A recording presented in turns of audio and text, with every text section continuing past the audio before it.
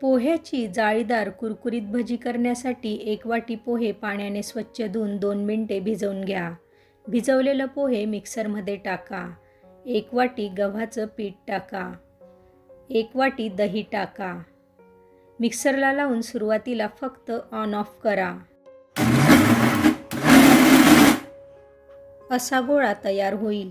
त्याच वाटीच्या मापाने अर्धी वाटी पाणी बॅटरमध्ये टाका आणि मेदूवड्याच्या बॅटरसारखं बॅटर तयार करा.